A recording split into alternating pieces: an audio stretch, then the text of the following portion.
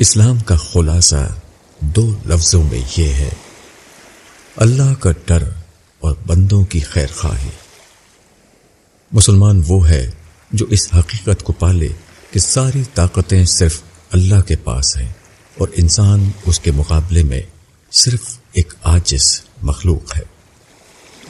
دنیا میں بظاہر آدمی کو جو اختیار ملا ہوا ہے وہ صرف امتحان کے لیے ہے۔ امتحان کی مدت ختم ہوتے ہی خدا غیب کے پردے کو ہٹا دے گا۔ اس وقت خدا کی خدائی اور اس کے مقابلے میں انسان کی بے بسی اس طرح کھل جائے گی کہ آدمی بالکل ڈھہ پڑے گا۔ اس دن وہ حقیقتوں کو اس طرح دیکھے گا کہ ان کو مانے بغیر اس کے لیے چارہ نہ ہوگا۔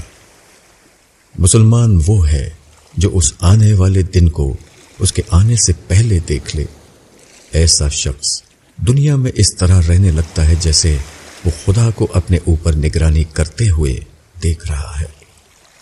وہ جب زبان کھولتا ہے تو اس کا ایمان اس کی زبان پکڑ لیتا ہے اور اس سے کہتا ہے کہ بولو تو حق بات بولو ورنہ چپ رہو۔ وہ جب چلنا چاہتا ہے تو خدا کا خوف اس کے سامنے آ کر کھڑا ہو جاتا ہے اور اس سے کہتا ہے کہ چلو تو صحیح سمت میں چلو ورنہ اپنے قدموں کو چلنے سے روک لو۔ اس کا یہ احساس کہ خدا اس کو دیکھ رہا ہے اس کے اوپر نگراں بن کر چھا جاتا ہے۔ وہ وہی کرتا ہے جس سے خدا راضی ہو، اور جس چیز سے خدا راضی نہ ہو اس کو کرنے کی اسے ہمت نہیں ہوتی۔